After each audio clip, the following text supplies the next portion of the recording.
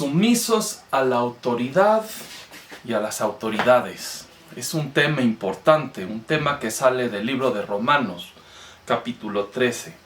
¿Qué nos dice Romanos, y en lo particular el capítulo 13, acerca del gobierno y su autoridad? ¿Qué nos dice acerca de la obediencia? En medio de la pandemia COVID-19, el mundo tiene interés en este tema y nos urge saber una respuesta. Vamos a profundizar un poquito y aprovechar este interés. Hay que aprovecharlo ya, porque hay un interés más allá de lo habitual en el punto de Romanos, en el punto de la autoridad, y es por la situación de la pandemia. Entonces es posible que este interés no dure mucho, así que nos apuramos y nos vamos a Romanos 13. Empieza con la palabra sométase. Veámoslo, Romanos 13:1. Sométase toda persona a las autoridades superiores.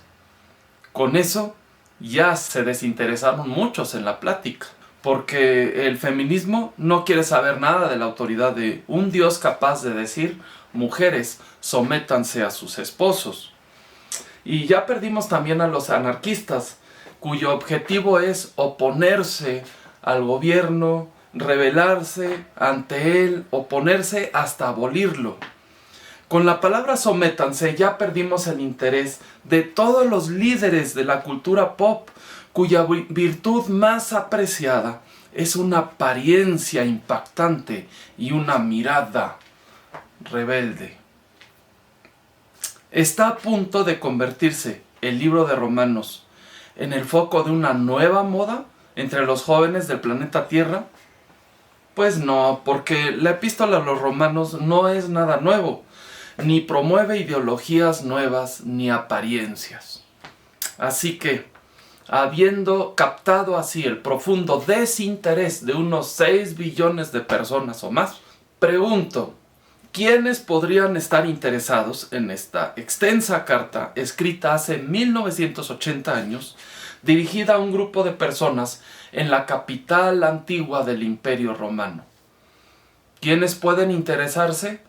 Pues quizá algunos abogados estudiosos del antiguo derecho romano.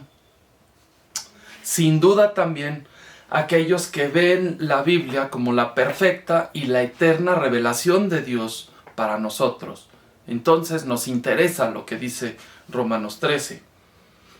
Pero especialmente creo que podría haber un interés de parte de algunos que vean en el libro de Romanos un punto de apoyo para un plan social, un plan económico. Quizá vean en Romanos 13 una base para establecer una cultura de obediencia inmediata a protocolos y a líderes. Pues yo en lo particular tengo el interés en compartir este mensaje de Romanos libremente, porque aquí encontramos un mensaje que a mí y a millones de personas antes de mí nos ha brindado confianza, libertad personal y una visión brillante del futuro, aún en medio de cualquier crisis, epidemia o peligro. Al libro de Romanos, enfocados al tema de la autoridad y la obediencia. La perspectiva de Romanos tiene un punto de inicio, que es su epicentro, de donde parte y de donde se expande. Este punto de inicio se llama el Evangelio, las buenas noticias. Romanos 1, 16 y 17. Porque no me avergüenzo del Evangelio, porque es poder de Dios para salvación a todo aquel que cree. Porque en el Evangelio la justicia de Dios se revela por fe y para fe, como está escrito: mas el justo por la fe vivirá. Como escribió el profeta Habacuc: el justo por la fe vivirá. Estas son buenas noticias que te salvan, te liberan y te dan esa visión brillante del futuro. ¿Cómo te apoderas de las buenas noticias? Personalmente, ¿cómo llegan a ti? Es poder de Dios para salvación. ¿A quiénes? A todo aquel que cree. Bien, ¿no has creído el Evangelio? Pues pregúntate, en quién estás confiando? ¿Estás confiando en algún ser humano? Dices, no, yo nada más estoy cómodo con mi manera de ser porque entiendo en qué gobierno estoy y en mi partido político tengo participación y ahí me mantengo bien informado. Entonces estás confiando en tu partido político y en tus gobernantes. No, es que yo me baso en la ciencia y en los doctores y en la información que ellos nos dan. ¿Ok? Entonces te estás confiando en la ciencia y en los doctores. Pero te pregunto, ¿cuáles doctores y cuáles científicos? No, es que yo tengo mi propio razonamiento acerca de estas cosas. Ok, entonces confías en tu propio razonamiento. Sí, pero es que luego, no, porque luego yo busco las cosas y las verifico en Google. Ok, confías en Google. No, es que en mi Face, bueno, en tu Face, o en tu WhatsApp, o en tu Twitter. Entonces estás confiando en tus contactos que tú tienes y que te mantienen informados. ¿Confías que un nuevo gobierno global con eso nos va a ir mejor? Piensa en eso, como que nos viene un nuevo gobierno global donde se toman decisiones a nivel global y dices, es que estas personas son inteligentes y ellos nos van a ayudar. ¿Confías en el nuevo gobierno global? ¿Piensas que ahí nos va a ir mejor? Romanos argumenta confiar en la eterna palabra de Dios. Romanos 10:17 dice, así que la fe es por el oír, y el oír por la palabra de Dios. Llegas al Evangelio por fe. A la fe llegas por el oír, y oyes porque Dios habla, y el oír es por la palabra de Dios. Y el justo vive por fe. Todo lo que mira, todo lo que hace, y todo lo que piensa acerca de lo que ve, y de lo que piensa hacer, tiene un punto de inicio. A partir de aquí lo juzga todo. O sea, lo que Dios dice en su palabra acerca de esto que veo, eso es verdad.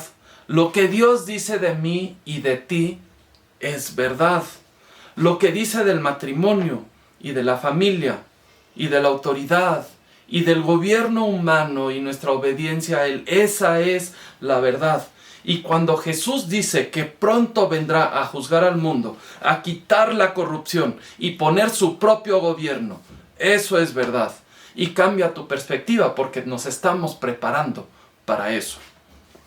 El Evangelio es el punto de inicio para todo nuestro proceso mental y nuestro proceso para poder juzgar y entender estas cosas.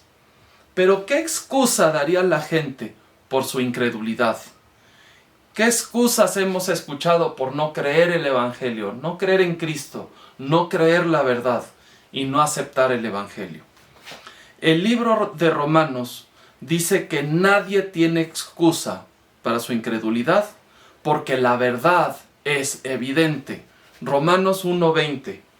Porque las cosas invisibles de Él, su eterno poder y deidad, se hacen claramente visibles desde la creación del mundo, siendo entendidas por medio de las cosas hechas, de modo que no tienen excusa. Romanos 2:5. Pero por tu dureza y por tu corazón no arrepentido, atesoras para ti mismo ira, para el día de la ira y de la revelación del justo juicio de Dios. Y Romanos 3:20. Por las obras de la ley, ningún ser humano será justificado delante de él, porque por medio de la ley es el conocimiento del pecado. Ahí está. Por las obras de la ley, por la vía legal, nadie será justificado delante de Dios, porque la ley manifiesta el pecado. Dice, sí, pero es que yo sí hago caso a las leyes de Dios. Y leo y hago caso a las leyes de la República y pues prácticamente en todo estoy obedeciendo, bueno, pues a menos que haya algún punto. Y ahí está el meollo del asunto. La ley manifiesta aquel punto en el cual tú estás dispuesto a desobedecer los mandatos de la ley, del gobierno y de Dios mismo. Pero vamos a capítulo 5, hay algo importante aquí. Capítulo 5, versículos 20 y 21.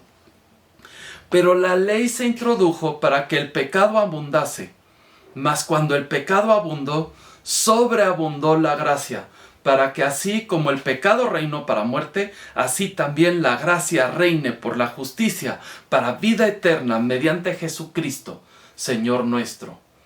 Por la ley abunda el pecado y se hace evidente la infracción, pero por la gracia reina la vida eterna.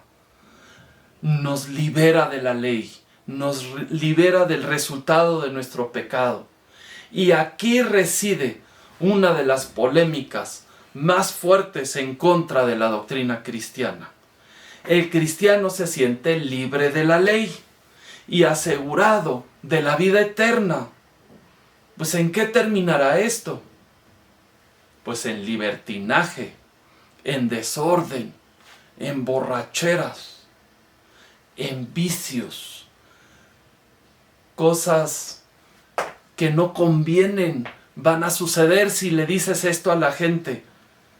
Esta libertad y falta de miedo hará que el cristiano sea desordenado y peligroso, portador de COVID, gritón, ofensivo. Tales imágenes como estas que estamos viendo abundan en el internet y son impactantes, pero ¿presentan algo real? ¿El evangelio provoca el conflicto representado aquí? No, es más probable que este sea el sentimiento de los que aman el protocolo hacia los que dudan de él. Más vale que miremos Romanos 6:1. Dice así: ¿qué pues diremos? ¿Perseveraremos en el pecado para que la gracia abunde? En ninguna manera, porque los que hemos muerto al pecado, ¿cómo viviremos aún en él? El evangelio no nos lleva a la vida desordenada, al reventón, al libertinaje. ¿Pecaremos porque no estamos bajo la ley, sino bajo la gracia? No, porque nosotros hemos muerto al pecado, pero vivimos para Dios. Y el que no está muerto, el que ha muerto al pecado, pero vive para Dios, no está muerto. El que no está muerto produce fruto. Romanos 6:22. Ahora que han sido libertados del pecado, tienen por su fruto la santificación y como fin la vida eterna. Y Romanos 8:2.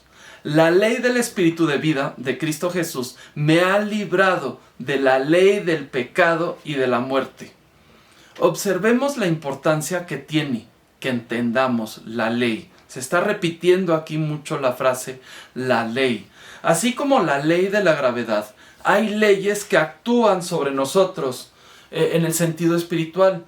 El siervo de Dios ya no está bajo la ley de pecado, sino que opera bajo la ley del Espíritu de vida. Y esto impacta nuestra manera de entender y responder a las leyes en el gobierno de la República. Pensando en esto, miremos Romanos 12, 1 al 2. Así que, hermanos, les ruego por las misericordias de Dios que presenten sus cuerpos en sacrificio vivo, santo, agradable a Dios. No se conformen a este siglo, sino transfórmense y comprueben cuál sea la buena voluntad de Dios, agradable y perfecta.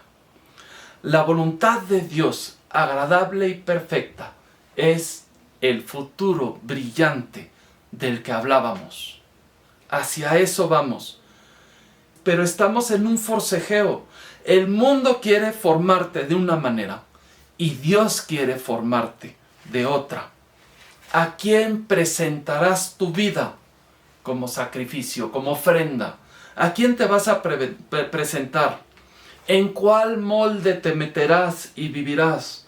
¿Cómo se ve el que entra en el molde de Dios? Veamos capítulo 12, versículo 6. teniendo diferentes dones, según la gracia que nos es dada, úsese conforme a la medida de la fe. Usen sus dones que Dios les dio como miembros en la iglesia. Ahí reside el futuro agradable, perfecto y brillante del que hablamos. ¿No estás usando tus dones en la iglesia? Pues ¿en cuál molde te has metido? Entonces, el que es transformado en el molde de Dios usa sus dones para participar en la edificación de la iglesia y él vence el mal con el bien. Capítulo 12, versículo 21. No seas vencido de lo malo, sino vence el bien con el mal. Romanos 12, 21. No seas vencido de lo malo, sino vence con el bien el mal. Aquí es donde entra Romanos 13.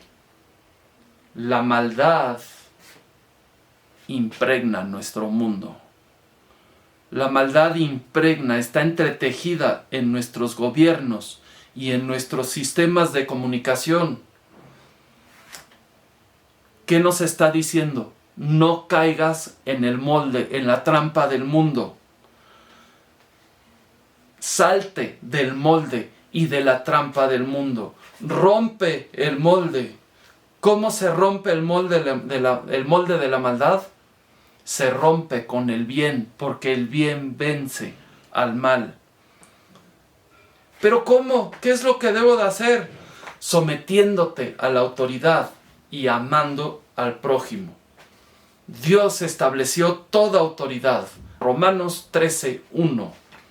Sométase toda persona a las autoridades superiores, porque no hay autoridad sino de parte de Dios, y las que hay por Dios han sido establecidas. De modo que quien se opone a la autoridad, a lo establecido por Dios resiste, y los que resisten acarrean condenación para sí mismos. No es para un cristiano oponerse a las autoridades del gobierno, sino someterse. Obedezcamos leyes y órdenes. Hablamos aquí de sumisión a todo gobernante. ¿Aún a los mentirosos? Sí, a los mentirosos, a los rateros y a los más abusivos. ¿Por qué?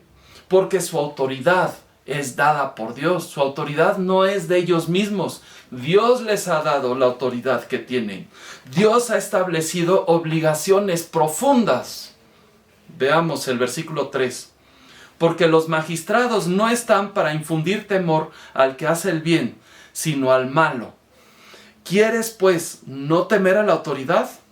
Haz lo bueno y tendrás alabanza de ella, porque es servidor de Dios para tu bien.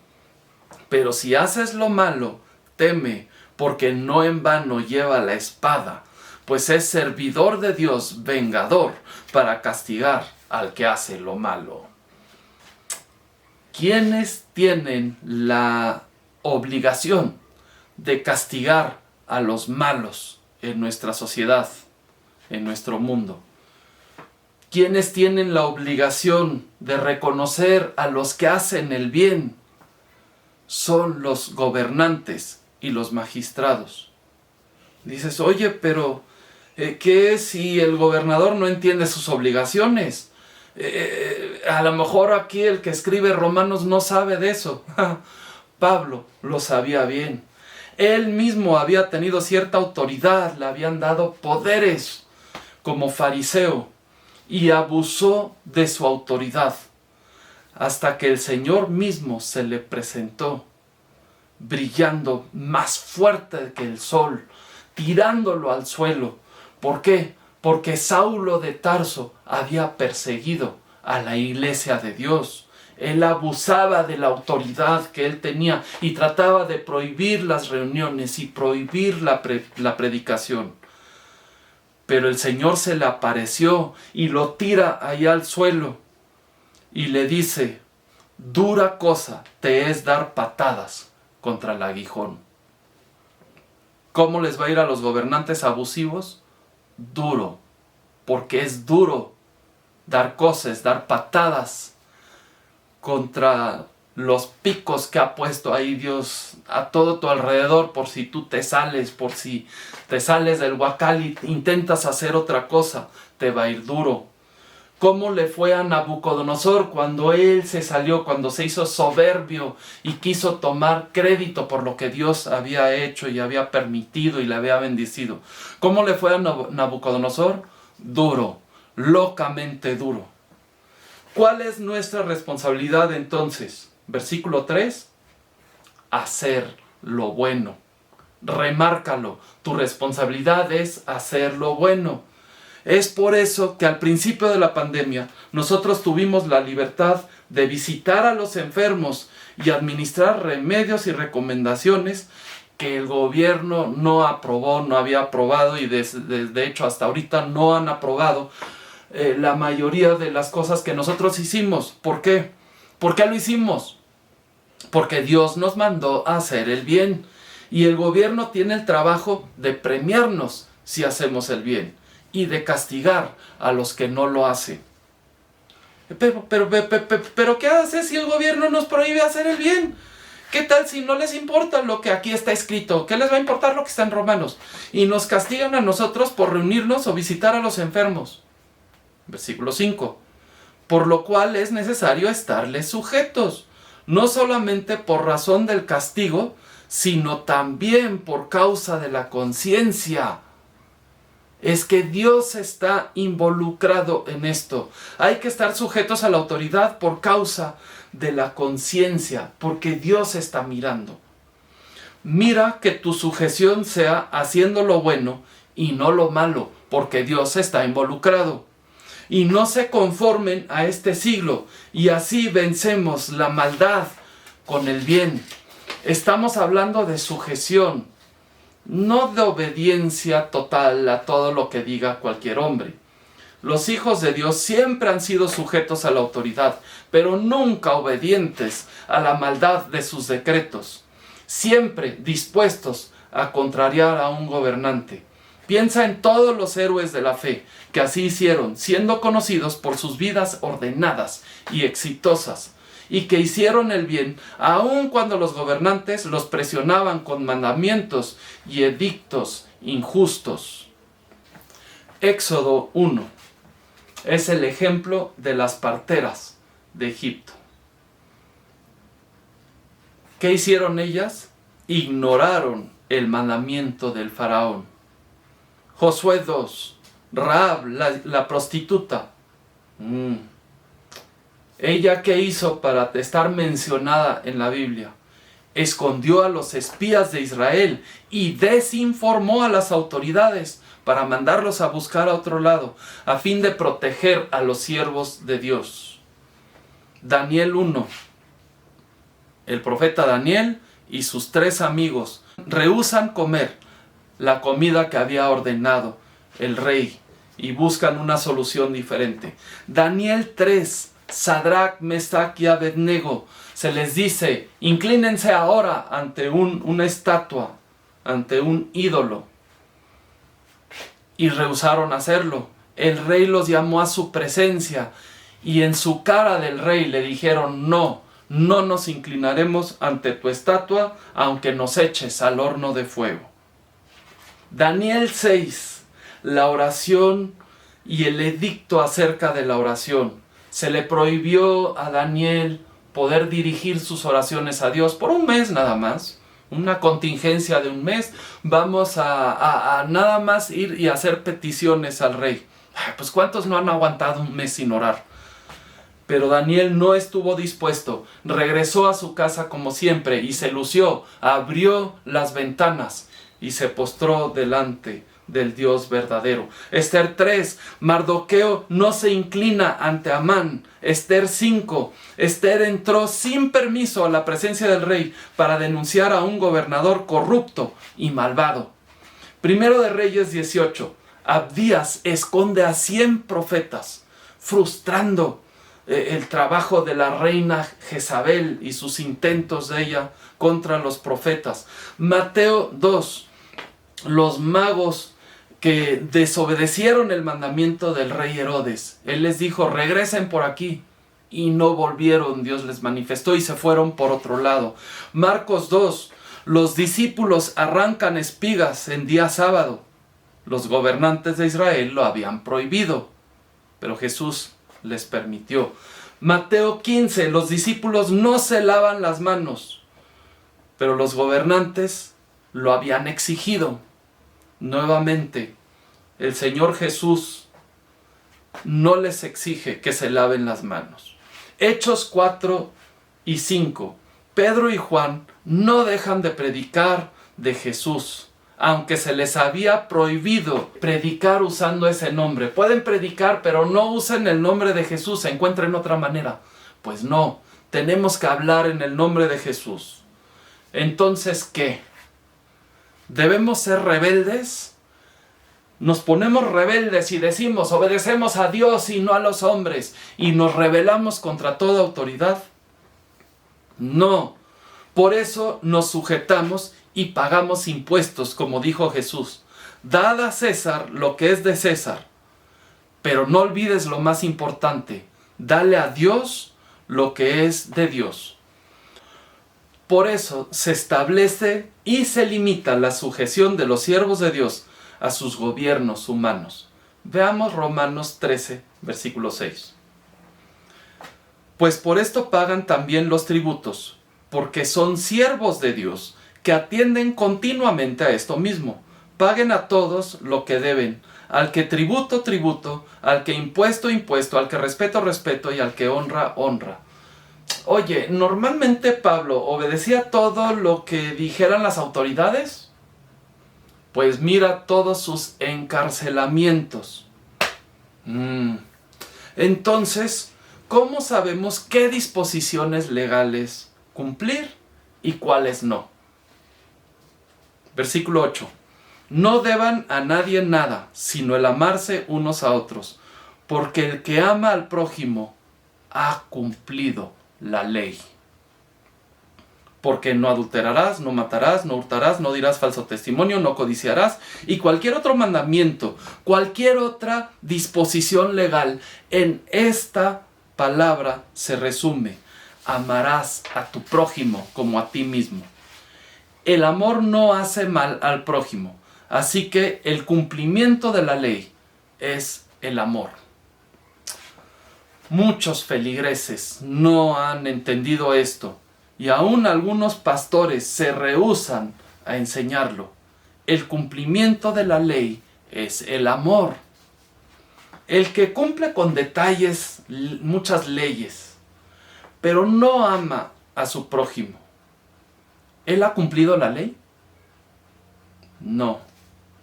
El que ama al prójimo como a sí mismo, pero en hacerlo transgrede algún punto de los protocolos legales, ¿está cumpliendo la ley?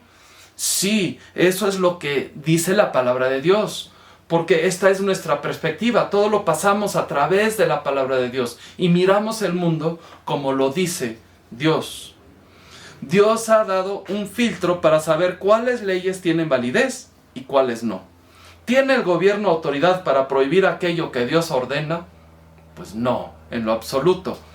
Si las autoridades dijeran, no visites a tus padres, ni te reúnas con los hermanos, ni visites a los enfermos, ¿podrías obedecer al gobierno y a Dios también? No. Los que sí visitaron a los enfermos, ¿ofendían a Dios? ¿Acaso Dios puso la contingencia para contrarrestar sus propios mandamientos, para prohibirnos lo que Él había mandado? Claro que no. Los que mostraron amor y compasión obedecieron a Dios, y los que se han encerrado creyendo las mentiras de este siglo son los que han quebrantado el mandamiento. Obedecieron a hombres y no a Dios. Versículo 11. Y esto conociendo el tiempo, que ya es hora de levantarnos del sueño. Levántense de su sueño, flojos, egoístas, cobardes. Ya es hora de levantarse, ya sonó el despertador, porque ahora está más cerca de nosotros nuestra salvación que cuando creímos. Esto es lo que nos motiva, esto es lo que nos impulsa y nos da una luz brillante hacia el cual avanzamos. Está más cerca de nosotros nuestra salvación que cuando creímos. Esto me recuerda a Hebreos 10, donde dice que aquel día se acerca. A ver, vamos a mirarlo. Hebreos 10, 25 al 27.